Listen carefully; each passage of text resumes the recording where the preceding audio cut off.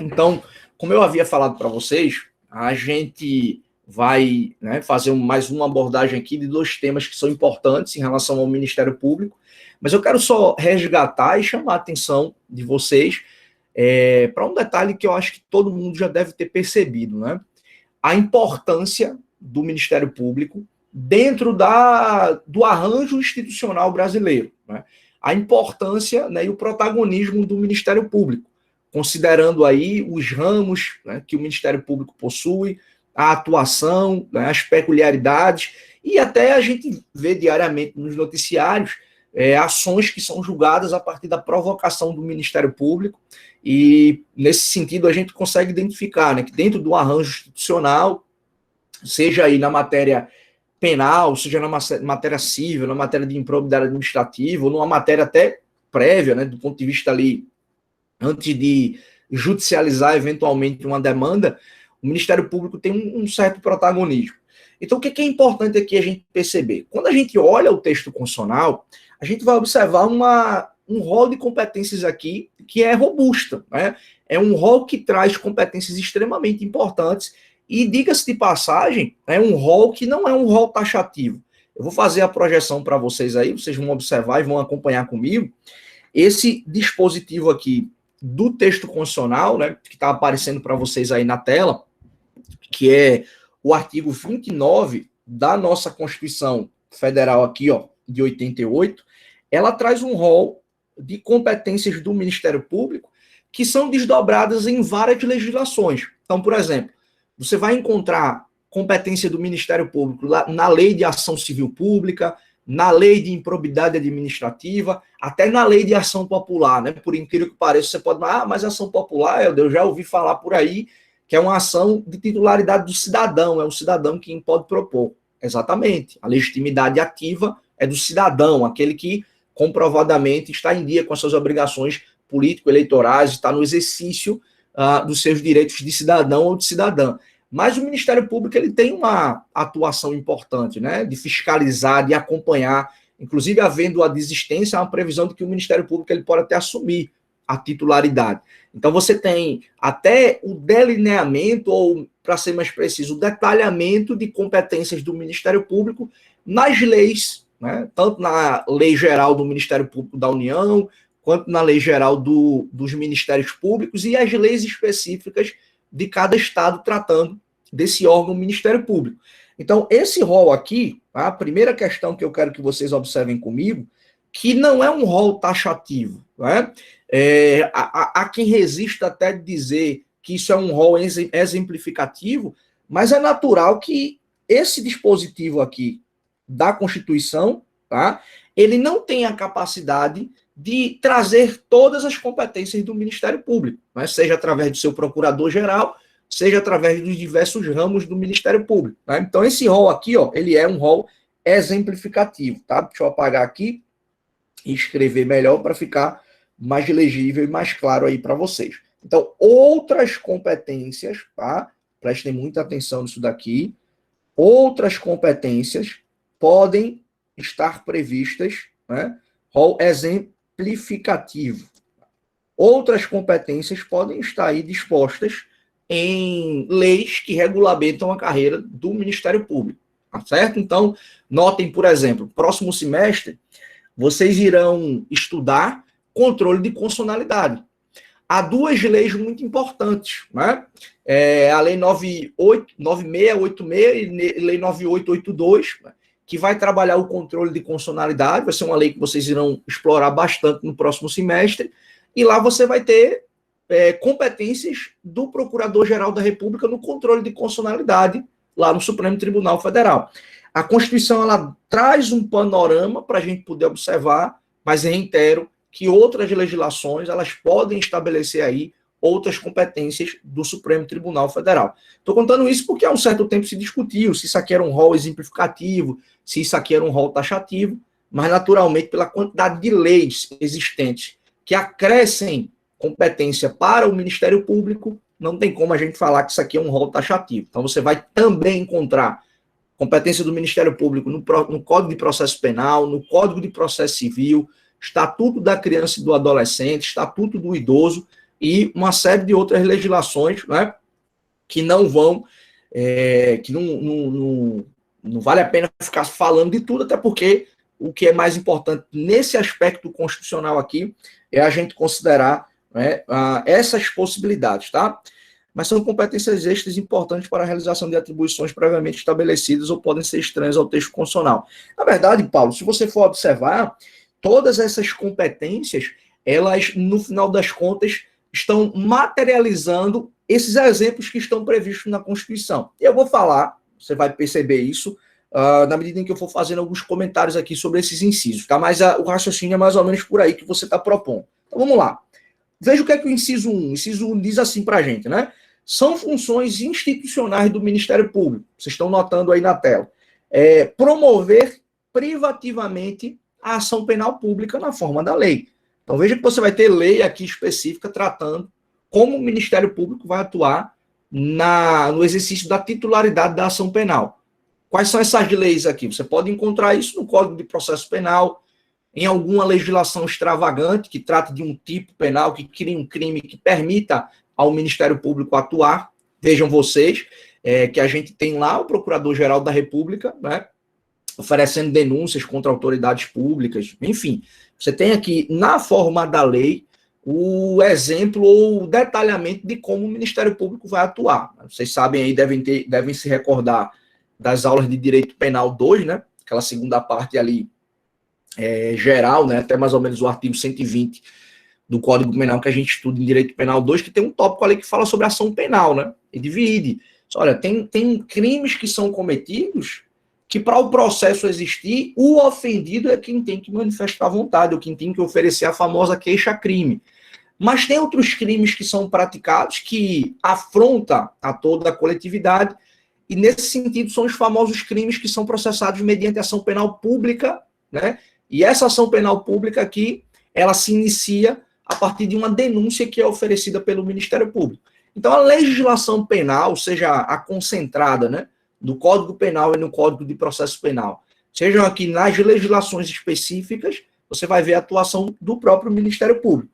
Então, isso já é um grande exemplo, Paulo, para dialogar um pouco com essa sua reflexão. Dificilmente você vai ver uma competência do Ministério Público fora das previsões do que está previsto aqui na Constituição, sem que seja para materializar esse artigo 129. Até porque há muitas competências genéricas aqui. Olha só o que diz o inciso 2, para vocês observarem.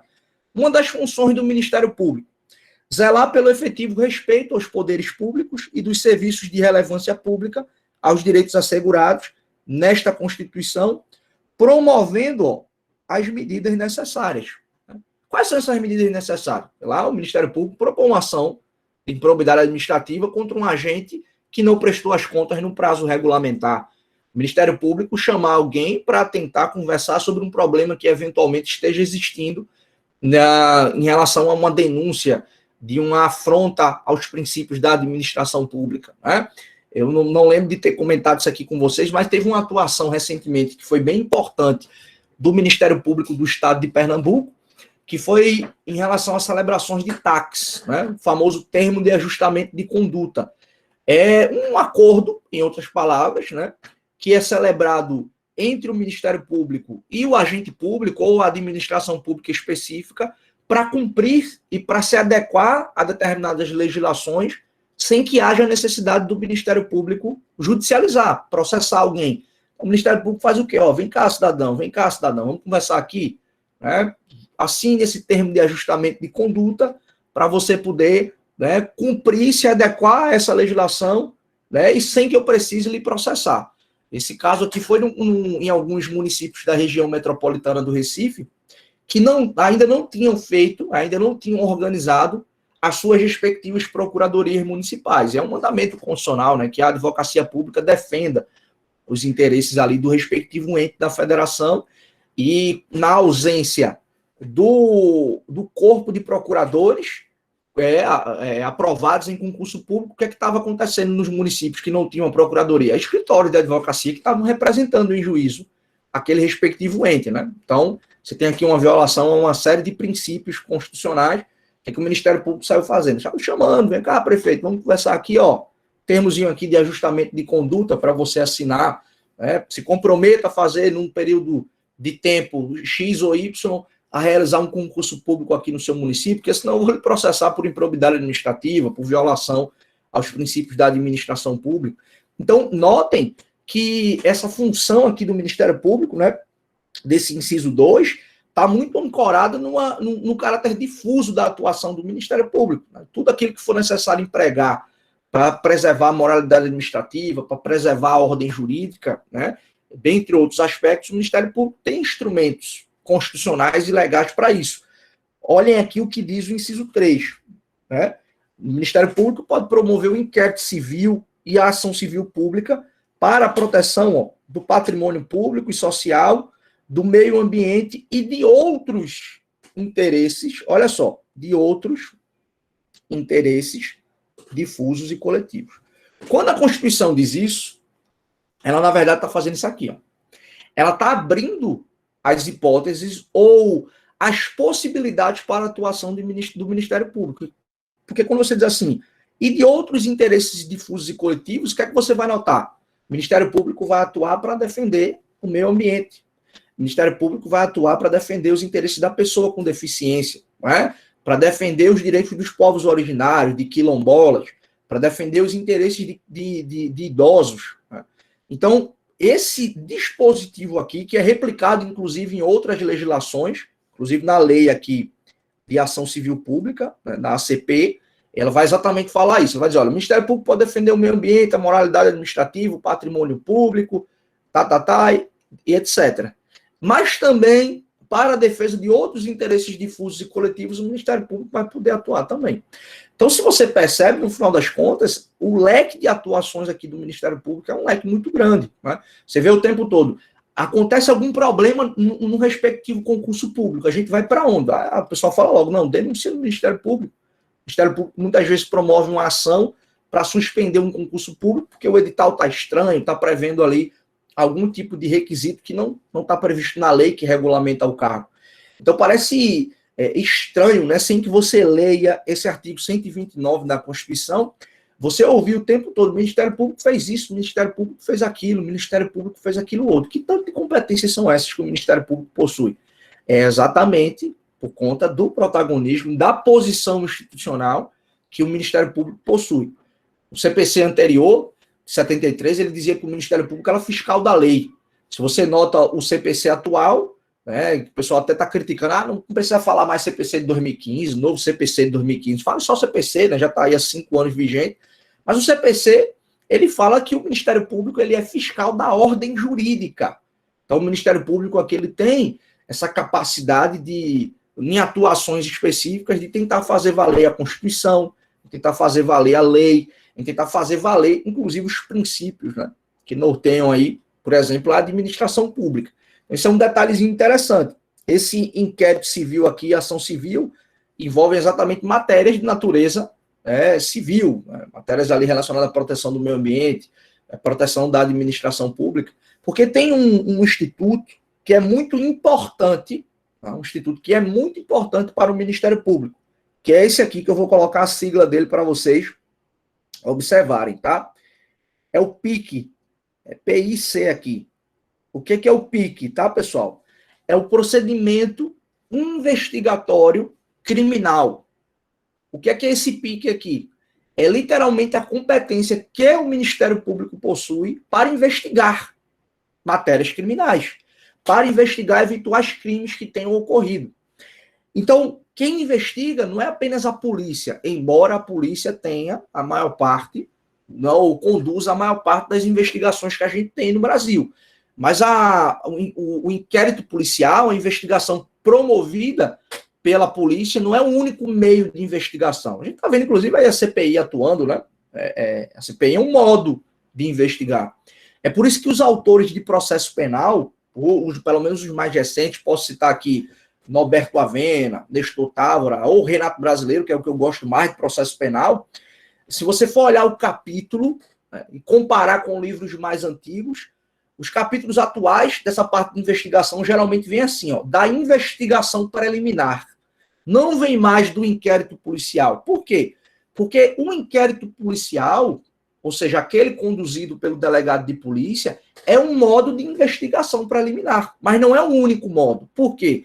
Porque você tem a CPI, que pode produzir elementos, né, probatórios ali, que dê base, né, que dê fundamento aqui para uma eventual denúncia. Né? Você vai ver aqui esse procedimento investigatório criminal, né, o PIC, a investigação promovida pelo Ministério Público, embora tenha capacidades institucionais muito mais restritas em relação à polícia, que é da natureza da polícia fazer isso, não é da natureza, tecnicamente, do Ministério Público, mas o Ministério Público sim pode investigar esses desdobramentos aí. Já te passo a palavra, Vinícius. Esse desdobramento aí da Operação Lava Jato, você tem aí, naturalmente, muitas dessas investigações que foram promovidas pelo Ministério Público Federal. Né? Já falei inúmeras vezes aqui para vocês que aquela discussão lá em junho de 2013, né, que envolvia a PEC 37, era exatamente uma PEC que queria tirar do Ministério Público essa competência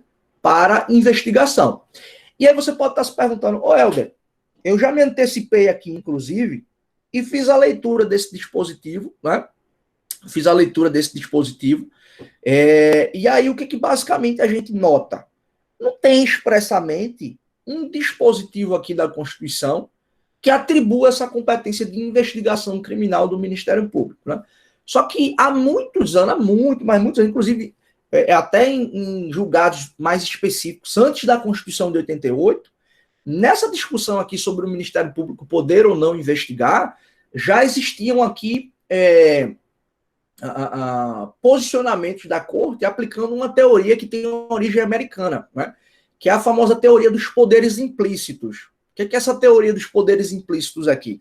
Ela basicamente diz o seguinte, olha, ainda que a Constituição ou a lei não lhe atribua expressamente, ou não diga para um órgão o que ele pode fazer especificamente, a questão aqui, o raciocínio mas se a lei ou a Constituição te dá uma competência, ela implicitamente está te dando os meios necessários para você exercer aquela competência maior. Vamos transformar isso aqui, vamos tentar esclarecer e falar de modo mais claro.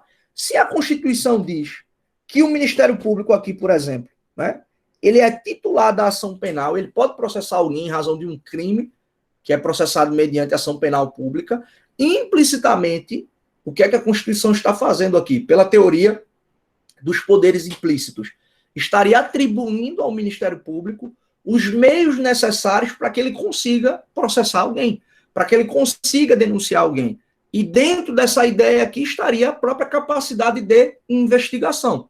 Então, a teoria dos poderes implícitos aqui ela é muito interessante nesse sentido, porque ela acaba trazendo à tona essa discussão. Pode não estar lá expressamente, mas se há uma competência, digamos, maior, todos os mecanismos necessários para, óbvio, né, mecanismos constitucionais e legais, compatíveis com o regime republicano. Então, implicitamente, o que a Constituição está fazendo? Ela está atribuindo os mecanismos necessários para aquela investigação. É por isso que esse debate aqui, da PEC 37, gerou apenas o arquivamento da PEC. Não gerou uma mudança constitucional para dizer que o Ministério Público pode investigar e etc. Por que não? Porque esse era um posicionamento que já existia há muito tempo. O Ministério Público foi também importante nas investigações ali do caso do Mensalão e etc., e outras ações que anteriormente foram julgadas, né, judiciário afora. Então, isso é uma questão aqui que acaba trazendo para a gente esse debate. O raciocínio não é por aí não, Diego, porque, na verdade, o que o Ministério Público aqui vai fazer é se valer da investigação que foi promovida pela CPI, se entender que há elementos para processar alguém, ele vai oferecer denúncia. Então, tecnicamente, não é o Ministério Público investigar. Na verdade, ele vai se valer de uma outra investigação. E aí, lembrem-se disso, tá? O inquérito policial, ele não é o único modo de investigação. Investigação preliminar é um gênero. E aí você tem essas espécies, né? Investigação da polícia, investigação do Ministério Público, investigação do parlamento, né? Através de uma CPI, por exemplo. Órgãos de fiscalização, por exemplo, o COAF, pode ter uma investigação, né? Pode conduzir um processo administrativo.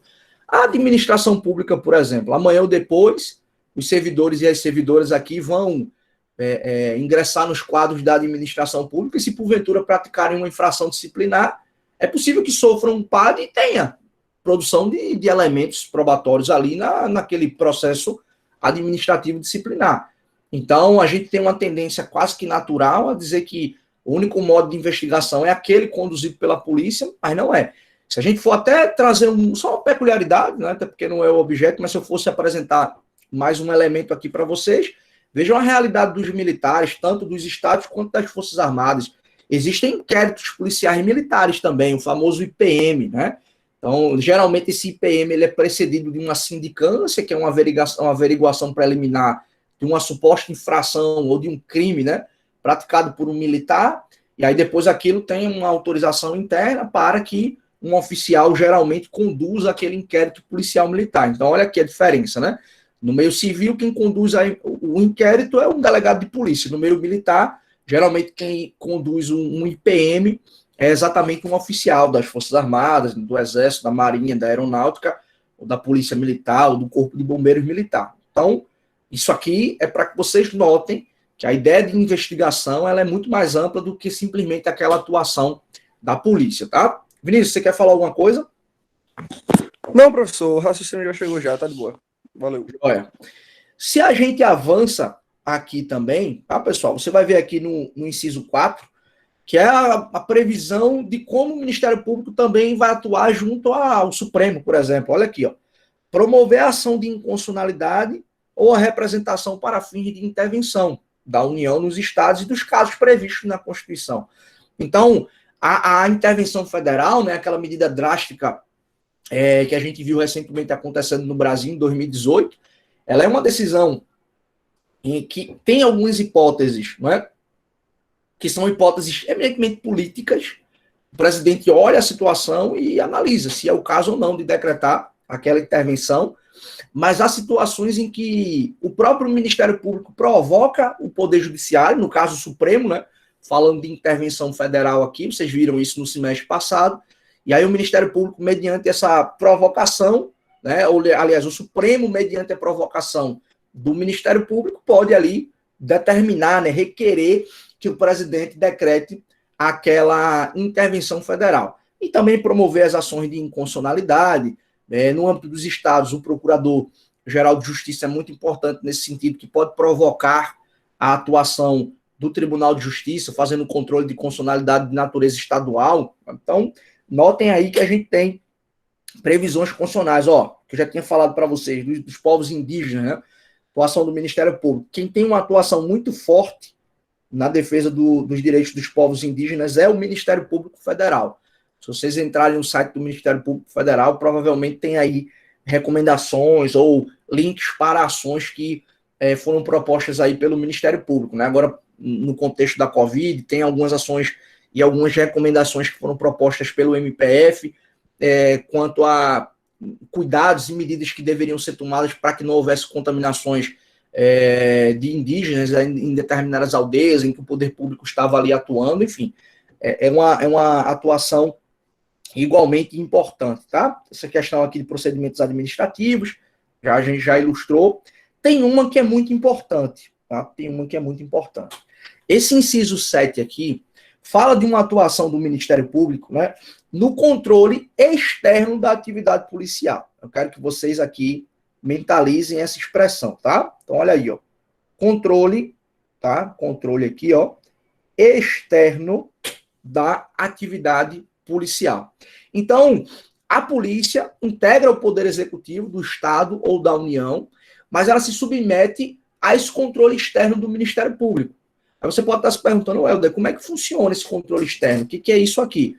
É o membro do Ministério Público acompanhar as investigações e as diligências que estão sendo promovidas pela polícia, eventualmente até se dirigir a uma unidade, né, ou a um batalhão de polícia para acompanhar um treinamento, para acompanhar um adestramento nas forças, nas polícias militares, no corpo de bombeiros militares, fazer requerimentos, inclusive no bojo de um inquérito policial. É muito comum você ver prisões que são decretadas no inquérito policial, que são decorrentes de requerimentos feitos pelo membro do Ministério Público. Isso aqui tem até uma fusão, né, de uma atuação do MP como titular da ação penal e como também atuante no que diz respeito ao controle externo. É como se o Ministério Público ele funcionasse como uma espécie também de corregedoria externa à polícia. Vocês podem notar que, geralmente, quando tem algum problema, isso está sendo discutido lá no Rio de Janeiro, por conta dessa operação recente que teve lá na comunidade do Jacarezinho, você sempre escuta, né? O Ministério Público está apurando, o Ministério Público recebeu a denúncia, o Ministério Público tomou conhecimento, o Ministério Público expediu uma notificação. Por quê? Porque compete, inclusive, aqui, previsto na Constituição, o Ministério Público fazer esse acompanhamento, o Ministério Público ter ali, né, uma aproximação dos órgãos policiais, né, das unidades policiais, e visualizar como é que aquilo está funcionando, como é que tem sido a atuação. Inclusive expedindo recomendações, recebendo ali, eventualmente, denúncias e promovendo investigações também. Então, esse controle externo aqui, ele é muito importante nesse sentido, tá? Como o inciso 8 está falando, eu já antecipei também, instauração de inquérito policial, né? Investigações, enfim. A gente tem uma série de discussões que estão previstas, né, para o próprio Ministério Público. Então, o inciso 9 fala aqui também, né, de funções que forem conferidas, né, que sejam compatíveis. Então, esse dispositivo aqui, ele abre margem também para que outras competências elas sejam atribuídas ao Ministério Público, né? O parágrafo 1º aqui, ele fala que a legitimação do Ministério Público para as ações civis previstas neste artigo não impede que terceiros, nas mesmas hipóteses, né, possa, de alguma forma, promover ali a ação civil pública. Porque, basicamente, é o seguinte, né? Essa lei ACP aqui, que eu já falei para vocês, a Lei de Ação Civil Pública, ela inclui o Ministério Público como um dos legitimados. Eu vou até colocar logo ela aqui para a gente poder ilustrar e não ficar muito só no campo das ideias, mas eu vou colocar aqui a Lei de Ação Civil Pública, e vocês vão notar que na defesa do patrimônio, na defesa da moralidade administrativa, né, a defesa do patrimônio público, essa Lei de Ação Civil Pública, ela atribui ao Ministério Público competência, mas ela também atribui a outros legitimados, né? Então, eu vou colocar para vocês observarem comigo aqui que essa lei é muito importante, tá? Dependendo aí da matéria que vocês forem estudar lá no direito do processo, no direito processual do trabalho ou no direito administrativo, o professor de vocês fale sobre essa legislação. Então, vai aparecer na telinha de vocês aí. Professor? Fala, doutor. Enquanto o senhor estava falando da questão da investigação, eu me lembrei de uma ocorrência na CPI, que a CPI ela quer convocar a subprocuradora Lindora, né? Porque ela está sendo quem está conduzindo as investigações sobre o desvio de recursos públicos. E aí, o que acontece? O procurador-geral Augusto Aras emitiu uma nota, né, e mandou também uma comunicação à CPI dizendo que seria uma afronta à Constituição e à própria autonomia do Ministério Público sem precedente no Brasil, porque ia ter um choque muito grande, né, das prerrogativas e também da questão da investigatória do Ministério Público abrir assim para uma CPI. O raciocínio é o mesmo que o Supremo Tribunal Federal já tem posicionamento consolidado há muito tempo de que a CPI não pode convocar, por exemplo, o chefe do Poder Executivo, porque isso seria uma afronta ao Poder Executivo, seria uma indevida interferência. O raciocínio é o mesmo também. Não se pode convocar um juiz para depor numa CPI, para falar sobre uma atuação funcional, para falar sobre algo que diz respeito à sua atuação enquanto magistrado. Por quê? Indevida interferência na atuação institucional do judiciário. E aí, dentro dessas discussões que a gente vem travando em relação à posição constitucional do Ministério Público, né, o quanto o Ministério Público tem esse protagonismo na ordem jurídica brasileira, o raciocínio serve também. Então, o que Aras fez aí primeiro, né, defender a sua instituição, porque senão ele próprio poderia, de repente, ser convocado para falar sobre alguma coisa, então viraria literalmente uma interferência. E segundo, ele está falando algo fundamentado num posicionamento que já é bem antigo do Supremo Tribunal Federal. Aquela indicação de coletânea que eu falei para você mais cedo, ela trata sobre isso também. No âmbito dos estados, a CPI não pode convocar um governador, não pode convocar o Procurador-Geral de Justiça, né? No âmbito municipal, a CPI não pode convocar o prefeito, porque isso seria aqui interferências indevidas num outro poder. Agora, você convocar um ministro, você convocar um secretário, você convocar um outro agente público, isso faz parte da atuação, mas o chefe, diretamente, seria uma afronta, ou pelo menos esse é o posicionamento da corte, que isso seria uma afronta, e uma interferência indevida num outro poder. Ainda que a gente não pudesse, tecnicamente, falar de uma interferência indevida no poder Ministério Público, mas seria uma interferência indevida nessa instituição permanente que tem essas características constitucionais que a gente está discutindo aqui. Então, esses dois detalhes aí é que mostram ou que esclarecem um pouco do porquê a Aras ter falado dessa forma, que de fato é o que vem sendo, né, objeto de jurisprudência consolidada do Supremo Tribunal Federal. Por isso que vocês nunca viram um juiz indo lá prestar esclarecimento numa CPI. Por que você sentenciou assim? Por que você sentenciou assado? Você recebeu ou não recebeu dinheiro para sentenciar? Nunca você vai visualizar, a menos que ele esteja fora do cargo, né? E já não seja mais magistrado. Mas enquanto ele tiver investido para prestar esclarecimento sobre a atuação sua enquanto magistrado, interferência indevida. Membro do Ministério Público, a mesma coisa, a gente nunca viu, não tem histórico disso em CPI, não como Ministério Público, né? Acontece muito do membro do Ministério Público da magistratura se aposentar e ocupar um cargo de natureza política, aí ele vai prestar esclarecimentos sobre a atuação dele política, que não tem relação com a atuação institucional dele de magistrado ou de membro do Ministério Público. Tá? Então, essa relação aqui, ela surge exatamente dentro desse contexto, né, para tentar, de alguma forma, preservar essa harmonia, né, ou pelo menos esse equilíbrio, ou tentar impedir uma interferência indevida. Tá? Então, é nesse sentido. Mas olha só, vocês estão vendo aí, essa lei da ação civil pública, ela traz aqui um objeto bem amplo, né? Então, veja, a ação civil pública, ela se presta para quê? Ela tem aqui a possibilidade de responsabilizar quem eventualmente pratique um dano, né, ao patrimônio público, né, ou cause algum tipo de dano moral à coletividade. E aí a ação civil pública, ela serve para quê? Para preservar aqui, para proteger o meio ambiente, para proteger o direito do consumidor, para proteger os bens de direitos artístico, estético, histórico, turístico e paisagístico. Esse inciso 4 aqui é uma verdadeira cachanga real, né, uma verdadeira abertura, porque, veja, a lei de ação civil pública, ela vem dizendo quais são as hipóteses de uso da legislação, da ação específica, mas ela diz assim, além de proteger o meio ambiente, o consumidor, a ordem urbana, o patrimônio público social, dentre vários direitos difusos e coletivos, ela ainda dá margem aqui no inciso 4, e é um dispositivo muito parecido com aquele que eu mostrei há pouco aqui para vocês na Constituição, né, dizendo basicamente o seguinte, que a ação civil pública, ela também pode ser utilizada para a defesa de quê? De qualquer outro direito difuso ou coletivo, que não esteja, obviamente, enumerado aí na respectiva legislação. Então, essa é uma lei, né? E aí vocês vão ver aqui na frente, ó, quem é que tem legitimidade? Olha o artigo 5º aqui, falando, né? Quem é que tem legitimidade para propor uma ação civil pública? Aí você vê, o primeiro que aparece, Ministério Público. Né? Então, é o Ministério Público que pode propor ação civil pública, a Defensoria Pública, os entes da federação, os entes que integram a administração pública indireta, associações e etc. Então, vejam que, em determinadas situações, né, apesar desse protagonismo institucional aqui do Ministério Público, o que a gente observa? A gente observa que outros órgãos, outras entidades podem ter também, né, uma legitimidade concorrente para fazer uso dessa ação civil pública. Então, se você nota, pessoal, se vocês observam aqui, a competência do Ministério Público é muito ampla, né?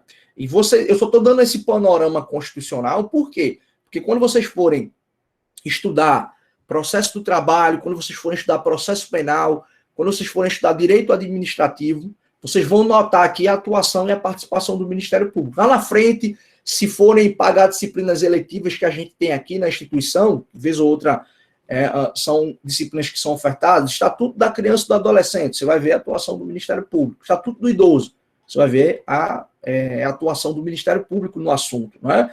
Alguma lei específica, né? Leis penais especiais, é uma disciplina eletiva que é oferecida de vez em quando aqui na instituição. Então, vocês vão notar aí que, para além, né, dessa previsão aqui, digamos, mais genérica do Ministério Público, existem outros detalhes, né, outras situações que vão levar à compreensão de como o Ministério Público atua.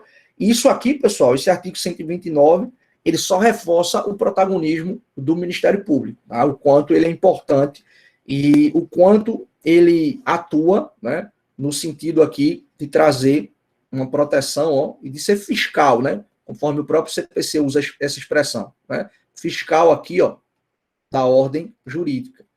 Dentre outras competências, essa ampla aqui também do Ministério Público, ser fiscal da ordem jurídica, né, de atuar no sentido de preservar e de garantir os mais diversos direitos difusos e coletivos. Tá?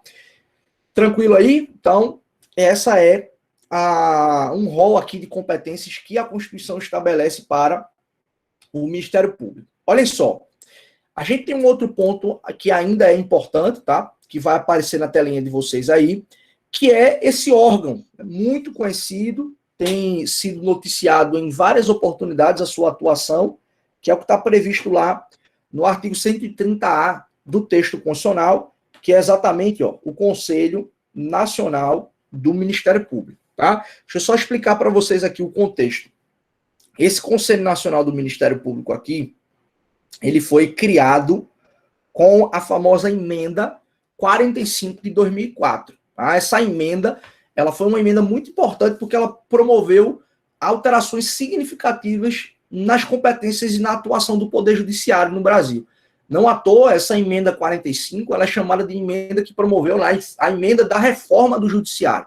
Então, nessa emenda aqui, em 2004, foi que houve a criação do Conselho Nacional de Justiça, né? Foi que houve a criação aqui do Instituto da Súmula Vinculante, né? Que criou também, né, o CNJ, CNMP e a súmula vinculante, criou aqui um instituto chamado, né, de repercussão geral em recurso extraordinário, estabeleceu mudanças de competências em relação à própria justiça do trabalho. Então, ela é uma emenda extremamente importante, porque ela trouxe mudanças significativas, né? Os estudos da gente hoje, por exemplo, vez ou outra, na minha aula, na aula de algum outro colega, de algum outro professor, vocês vão ouvir a gente fazer referência. Olha, nos termos da súmula vinculante, né, nos termos do enunciado de súmula vinculante expedido pelo Supremo Tribunal Federal. Por quê? Porque esse foi um instituto extremamente importante criado com essa emenda. Né? O Supremo pode ali, através de um enunciado, né, que sintetiza o seu posicionamento anterior, né, após reiterados aqui julgamentos em matéria constitucional, o Supremo expede uma súmula vinculante que vai vincular a administração pública, que vai vincular o Poder Judiciário, né, que vai obrigar a estrutura do Poder Judiciário e da administração pública a seguir aquilo que está previsto naquela súmula. Isso foi uma mudança, né, foi uma verdadeira revolução, porque o Supremo Tribunal Federal, além das suas decisões naturalmente vinculantes, né, que já traziam ali a obrigação de cumprimento para o Poder Judiciário, ainda teve mais um instrumento para fazer o quê?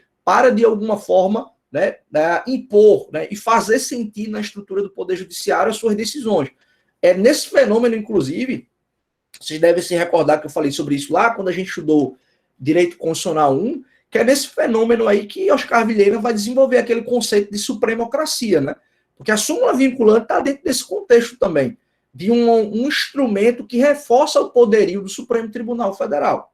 A súmula vinculante, ela é um instrumento que ela aumenta, por assim dizer, eu posso fazer essa analogia, é um instrumento que aumenta os tentáculos do Supremo Tribunal Federal, além, naturalmente, das suas decisões vinculantes, a própria súmula. Então, ela é expedida e vai obrigar lá a administração, vai obrigar o próprio Poder Judiciário. Inclusive, se você tem uma decisão que descumpre um enunciado de súmula vinculante, né, uma decisão de um juiz, você não vai recorrer para o tribunal, depois ir para o STJ e depois ir para o STF, não. Do descumprimento de uma decisão vinculante do Supremo ou de um enunciado de súmula vinculante, cabe uma reclamação constitucional diretamente no Supremo Tribunal Federal. Você vai lá, ó, bater as portas do Supremo e falar que, ó, Supremo, tem um juiz aqui em Pernambuco que descumpriu a tua súmula vinculante. O que o Supremo vai fazer? Vai analisar a reclamação e vai dizer, mando desfazer essa decisão aqui e que outra seja aplicada no mesmo lugar. As situações até do próprio Supremo dizer como é que vai ser resolvida a situação. Então, tamanho foi, né, o impacto dessa reforma do Judiciário com essa emenda 45. Só que ela também trouxe algumas mudanças no âmbito do Ministério Público, e para esse momento aqui, essa é extremamente importante, a criação do Conselho Nacional do Ministério Público. Né? Você pode estar se perguntando, Helder, qual é a principal função do Ministério Público? Né? O que é que o Ministério Público faz? Né? O que é que esse Conselho Nacional aqui do Ministério Público ele vai fazer? Vejam, Esse Conselho Nacional aqui do Ministério Público, ele tem uma atuação muito importante no aspecto aqui, ó, administrativo, tá? Notem que esse Conselho Nacional aqui, ele não vai ficar dando ordem para o membro do Ministério Público, dizendo assim, olha, você tem que firmar esse entendimento e atuar nessa causa dessa forma, né? Não vai ficar interferindo na independência funcional do Ministério Público. O que é que esse Conselho Nacional do Ministério Público vai fazer aqui do ponto de vista administrativo? Ele vai ver se as metas estão sendo cumpridas, se o orçamento está sendo bem empregado do Ministério Público, né? Se estão sendo ali melhorados determinados serviços, se houve ou não recomendação para a realização de um concurso em um determinado ramo do Ministério Público não fez. Por que ele não fez? Né? Então, essas explicações administrativas ou essa fiscalização administrativa, ela pode correr, é muito comum. Estava vendo esses dias, tem uma conhecida que ela se formou 2 anos antes de mim e passou no concurso do Ministério Público do Piauí. Só que lá, uma confusão, uma discussão que está acontecendo, além do próprio contexto de pandemia, né, mas tem uma discussão muito intensa lá, que eu já tinha visto isso, inclusive, em Alagoas, né, mas está acontecendo lá uma divergência entre o Ministério Público e o Parlamento, porque o Ministério Público conduziu uma investigação lá e teve uma série de denúncias oferecidas contra os parlamentares, e aí, na hora de aprovar o orçamento, diminuíram o orçamento do Ministério Público, e está uma queixa muito grande, e o Ministério Público está dizendo, eu estou sem orçamento, só a gente vai ter que esperar até o ano que vem para tentar recompor isso daqui. Mas o Ministério Público, né, ele tem essa atuação administrativa, né, esse conselho tem essa atuação administrativa de modo muito intenso, e vez ou outra, quando você tem um problema no concurso, né, era isso que eu queria tratar, você sempre ouve, o Ministério Público expediu recomendação para que o concurso fosse retomado. O Ministério Público expediu recomendação para que o concurso fosse suspenso, para que tal e tal situação fosse resolvida. Por quê? Porque essa é uma das funções do Conselho Nacional do Ministério Público, né? Essa função administrativa, de fiscalizar o bom emprego do orçamento, o cumprimento de metas e etc. Tá? Uma outra função importante que o próprio Conselho Nacional de Justiça tem é uma função aqui também, ó, disciplinar. Ok? É uma função aqui, ó, disciplinar.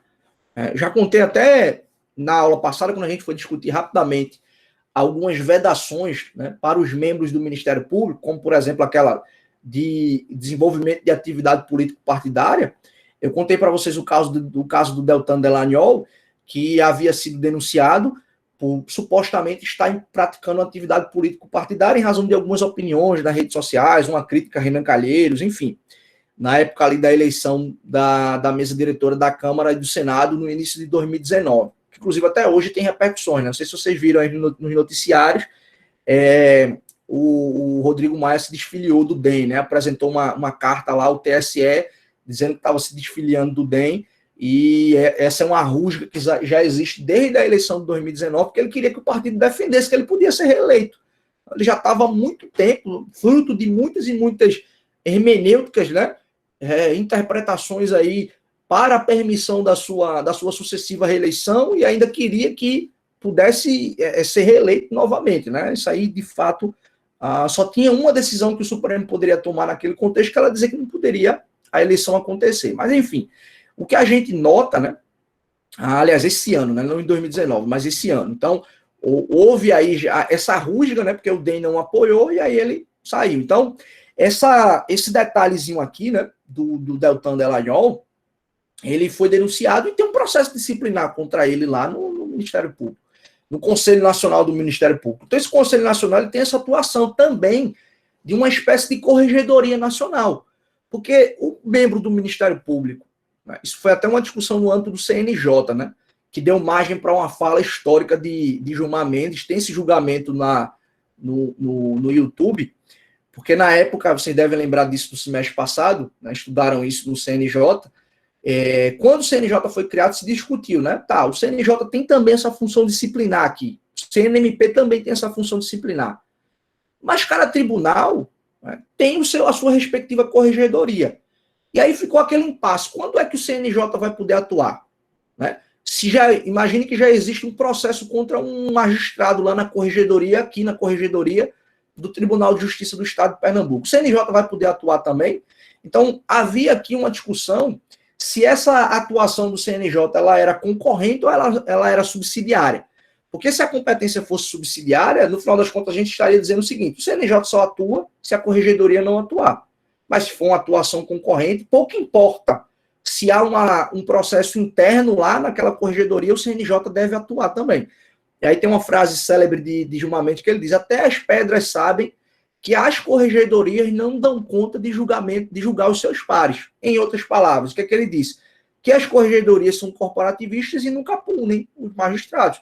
Então, naquele contexto, seria muito, mas muito importante, né? Eu lembro que isso foi um dos primeiros julgamentos que eu acompanhei quando eu entrei no curso, foi ali em 2011, 2012, não lembro ao certo especificamente, mas foi logo no início aí dessa década, né? Que terminou no ano passado.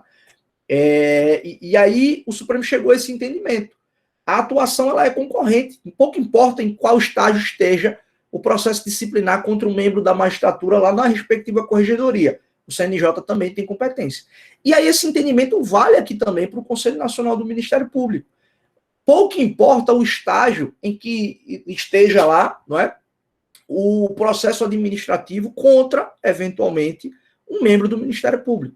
A atuação aqui, do ponto de vista disciplinar, ok? Do ponto de vista disciplinar, a atuação do Conselho Nacional do Ministério Público, ela é uma atuação concorrente, ok?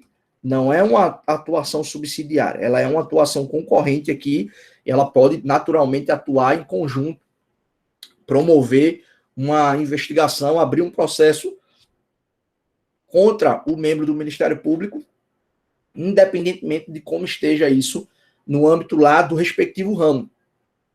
Eu posso aqui, usar o próprio exemplo do Deltan, ele tem processo contra ele na Corregedoria do Ministério Público Federal e tem lá no Conselho Nacional do Ministério Público também. Discutir a efetividade desse julgamento, se dá certo, se não dá certo, se há punibilidade, se não há, é uma outra discussão, é uma outra história. Eu, particularmente, não conheço pesquisa empírica propriamente discutindo isso, mas a impressão que a gente tem é que as coisas não caminham como deveriam caminhar, né? São poucas aí as condenações, são poucas as sanções impostas, e geralmente quando são impostas são sanções brandas, né? Então essa é uma discussão aqui interessante sobre o Conselho Nacional do Ministério Público. Vejam, um outro detalhe aqui, uma outra discussão, né, que eu acho que vale a pena destacar também, que foi uma discussão muito parecida lá em relação ao CNJ. Olhem só, esse dispositivo aqui, esse artigo 130, ele está mostrando para a gente qual é a competência desse Conselho Nacional do Ministério Público. Então, assim como o CNJ, o Conselho Nacional também é composto aqui por integrantes, inclusive, que não são da carreira do Ministério Público. Né? Vocês podem notar aí, ó, o Conselho Nacional do Ministério Público, ele compõe-se de quantos membros? De 14 membros. Né? O CNJ são 15, tá? Então, no caso aqui do CNJ, são 15. E aí, no CNMP aqui, a Constituição estabeleceu, 14 integrantes aqui no Conselho Nacional do Ministério Público, tá? Mas eu quero escrever 15 aqui, eu ia escrever 14 de novo. Deixa eu pegar aqui cadê a minha borrachinha agora? Então, olha aqui, ó. O Conselho Nacional de Justiça tem aí seus 15, né, membros, e o Conselho Nacional do Ministério Público tem os seus 14 membros. Olha só a composição. O PGR preside o Conselho Nacional do Ministério Público, há 4 membros do Ministério Público da União, né? Cada ramo ali vai ter um indicado para o Conselho Nacional do Ministério Público, então é um membro do MPF, é um membro do MPT, é um membro do MPM, e é um membro lá do Ministério Público do Distrito Federal e Territórios, tá? São 3 membros dos Ministérios Públicos Estaduais. Você pode perguntar, Helder, como é que vão ser indicados esses 3 membros, né? Se vocês notaram, uma daquelas leis que eu enviei aqui no grupo para vocês, né, quando o Diego falou sobre o fundamento de uma determinada atuação do Ministério Público, eu mandei para vocês a lei orgânica dos Ministérios Públicos Estaduais, né? E naquela lei orgânica, há a previsão de um órgão chamado Colégio de Procuradores Gerais. Então, há um órgão, né, no Ministério Público aqui, estadual, que congrega os procuradores gerais de justiça. E aí eles se reúnem periodicamente, vão discutir, vão trocar informações, vão promover intercâmbios para melhoramento recíprocos aí do seu respectivo Ministério Público. E aí o que acontece? Nessa reunião desse grupo aqui, né, desse colégio de procuradores gerais, o que é que vai acontecer? Eles vão indicar esses 3 nomes, né, para integrarem o Conselho Nacional do Ministério Público. E aqui são 2 juízes, né, um indicado pelo STF e um indicado pelo STJ, 2 advogados indicados pelo Conselho Federal da Ordem dos Advogados do Brasil. Isso aqui existem 2 advogados lá no CNJ também, né? E 2 cidadãos de notável saber jurídico e reputação ilibada, que é um indicado pelo Senado e um indicado pela Câmara dos Deputados. Existem 2 cidadãos lá no CNJ também. Olha só, vou trazer uma tabelinha aí que fica melhor para vocês visualizarem, tá? Só por questões aqui de direitos autorais, essa tabelinha aqui, ela está no livro do professor Pedro Lenza, tá? Tem uns esqueminhas lá bons que de repente facilita em algumas situações o melhor entendimento da gente. Então, esse organograma aí, né? Ele traz para a gente a exata composição do Conselho Nacional do Ministério Público. Então, aquilo que eu falei que a gente leu lá no texto, né? Aquilo que a gente leu lá no texto, ele está aqui disposto. O presidente do Conselho Nacional do Ministério Público é o PGR, e aí são 4 integrantes do Ministério Público da União. Então, um vem aqui do MPF, um vem do MPT, um vem do MPM, um vem do Ministério Público Federal, né? O Ministério Público do Distrito Federal e Territórios. São 3 aqui das carreiras estaduais, indicados por esse colégio, né? Está nessa legislação aí que o Diego mandou no chat. Vocês podem depois realizarem a leitura, acho que vale muito a pena. É uma legislação que é pouco falada. Geralmente a gente fala da lei orgânica do Ministério Público da União, então a gente pouco fala desse Ministério Público aqui, né, que congrega, que está falando, na verdade, nessa lei 8.625 de 93 do Ministério Público dos Estados, né? Então, vale muito a pena vocês observarem aí que tem alguns detalhes específicos. Então, esse órgão aqui, esse colégio, né, de procuradores, vai escolher esses 3 nomes, depois um juiz de direito e outro juiz de direito, um indicado pelo STF, outro pelo STJ, um indicado aqui, um advogado indicado pelo Conselho Federal, outro advogado indicado pelo Conselho Federal, e 2 cidadãos aqui indicados um pela Câmara e outro pelo Senado. Uma questãozinha importante aqui, tá? Uma discussão importante que vale a pena a gente travar. Olhem só, quando o texto constitucional foi alterado por essa emenda 45 de 2004, vou até voltar aqui para a gente poder conversar. Quando essa emenda constitucional 45 foi criada, né, lá em 2004, e ela criou o CNJ e criou o Conselho Nacional do Ministério Público, dentre outras discussões que foram travadas no âmbito daquela emenda, logo após, houve uma ação, né, algumas ADINs, na verdade, que foram propostas no Supremo Tribunal Federal, discutindo o CNJ, tá? Então, essa discussão ela é muito boa e que a gente pode aplicar aqui ao Conselho Nacional do Ministério Público também. Olha só, se vocês voltarem um pouquinho o texto constitucional, vocês vão notar, vão observar que o CNJ tem esses 15 membros, né? E esses 15 membros você está diluído ali. Você tem as carreiras da magistratura, né? Ministério Público, aliás, magistratura do trabalho, estadual, federal, militar, enfim. É um pouco parecido com essa lógica do CNMP. Você tem aqui no CNMP, dos 14 integrantes, né? 7 são membros do Ministério Público da União e do Ministério Público do Estado, mais o Procurador-Geral da República, que é o seu presidente. Então, eu tenho dos 14 membros, 8 são oriundos do Ministério Público. Mas nós temos integrantes aqui nesse Conselho Nacional do Ministério Público, outros 6 integrantes que são de fora da carreira, né? No âmbito do Conselho Nacional de Justiça, a lógica é a mesma também. Então, você tem integrantes do Ministério Público que atuam lá no CNJ, né? Um do Ministério Público da União, um do Ministério Público dos Estados, né? Um indicado pelo Procurador-Geral da República, outro indicado por esse colégio de procuradores, né? Se for o membro do Ministério Público Estadual. E você tem também 2 cidadãos e 2 advogados. Qual foi a discussão aqui em relação a isso daí? A discussão foi a seguinte: primeiro, que havia uma inconstitucionalidade com a criação do CNJ. Por quê? Porque seria um órgão que seria integrado por membros de outras carreiras, que não exclusivamente da própria magistratura, e que promoveria uma fiscalização no Poder Judiciário e, portanto, seria uma interferência indevida de membros de outras carreiras ou de gente que não é da carreira pública, atuando ali, né, desde uma perspectiva de uma fiscalização disciplinar e de uma fiscalização orçamentária, administrativa, etc. Mas você tem no CNJ integrantes de outras carreiras. Então, se apontou que isso violaria a separação dos poderes, que isso seria uma interferência indevida no âmbito do Poder Judiciário, né? E isso foi uma discussão muito interessante também, porque, na verdade, quando essa discussão foi promovida, se dizia que o Conselho Nacional de Justiça e também que o Conselho Nacional do Ministério Público eram órgãos de controle externo. Ou seja, na verdade, eram órgãos que estavam fora da estrutura dos poderes. E aí se reconheceu, claro que não. Né? O próprio texto constitucional fala que o CNJ integra o Poder Judiciário. Né? Não é um órgão jurisdicional. O CNJ não julga processo, ele vai julgar ali demandas administrativas. Né? E o Conselho Nacional do Ministério Público também. Não é um órgão externo ao Ministério Público, ele faz parte da estrutura do Ministério Público. Né? E tanto no CNJ quanto no CNMP, majoritariamente os integrantes eles são das respectivas carreiras.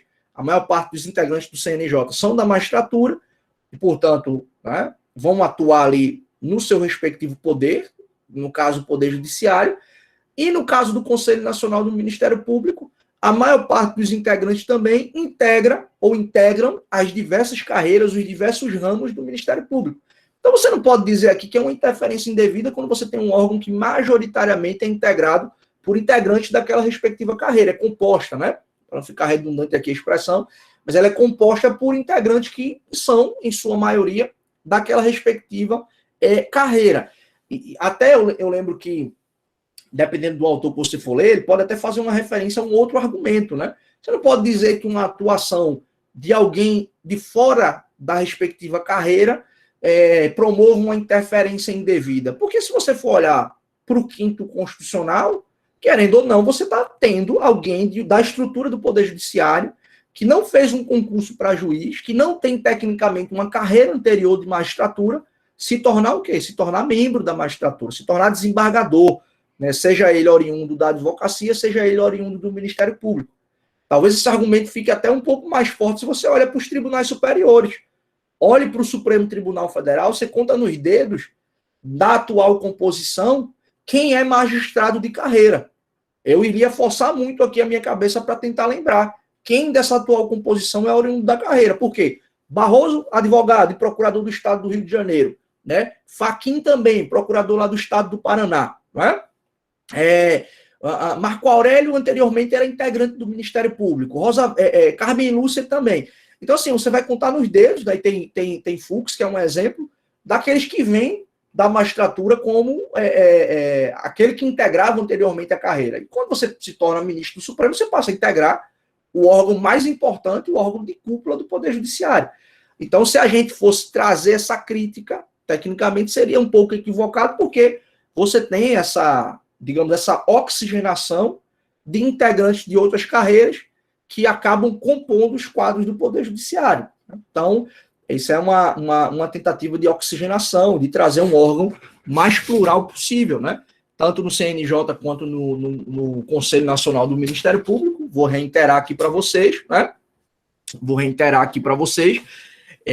A maioria são integrantes das respectivas carreiras, mas ainda assim, por conta desse aspecto de pluralidade, você tem advogados, você tem cidadãos e cidadãs que integram ali o Conselho Nacional do Ministério Público ou o Conselho Nacional de Justiça, né? Então, essa é uma atuação muito parecida. Veja, eu não sei se foi nessa turma, mas acho que foi na turma da manhã, não me recordo mais. Alguém fez uma pergunta sobre concurso da magistratura, né? E veja que o CNMP, por exemplo, através das suas resoluções, expede regulamentos para concursos de ingresso no Ministério Público, né?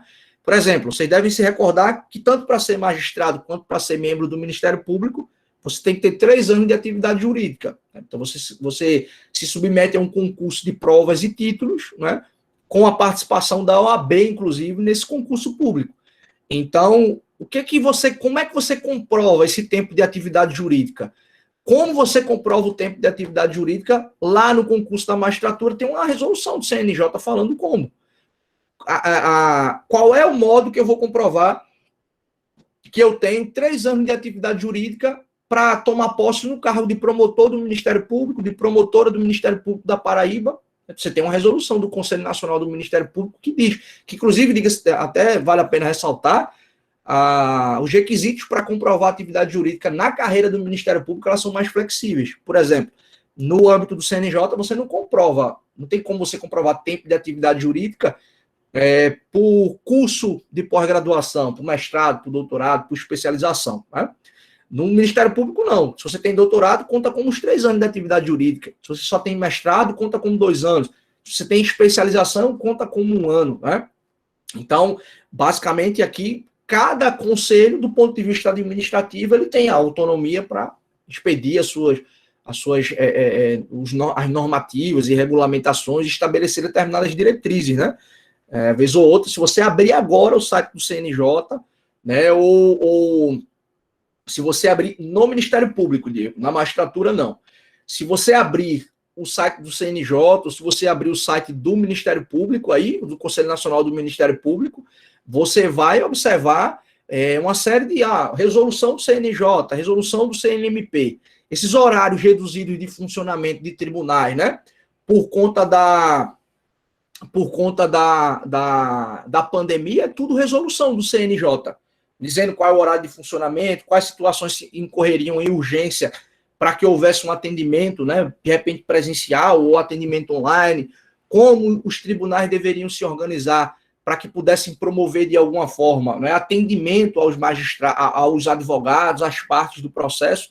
Então, esses conselhos, conforme a sua natureza jurídica, tem essa atuação administrativa muito importante. Tá? Então, essas são as observações que a gente precisa notar e que a gente precisa perceber aqui em relação à atuação do Conselho Nacional do Ministério Público. Né? Igualmente importante a atuação do CNJ lá no âmbito do Poder Judiciário. Tranquilo? Alguém tem alguma pergunta? Alguém tem alguma dúvida? Alguém quer fazer algum questionamento? Tudo certo, pessoal? Vinícius? Tranquilo aí? Tudo jóia, né? Então, vou encerrar aqui a gravação, tá? Vou abrir o sistema de vocês e a gente encerra o conteúdo da nossa aula de hoje sobre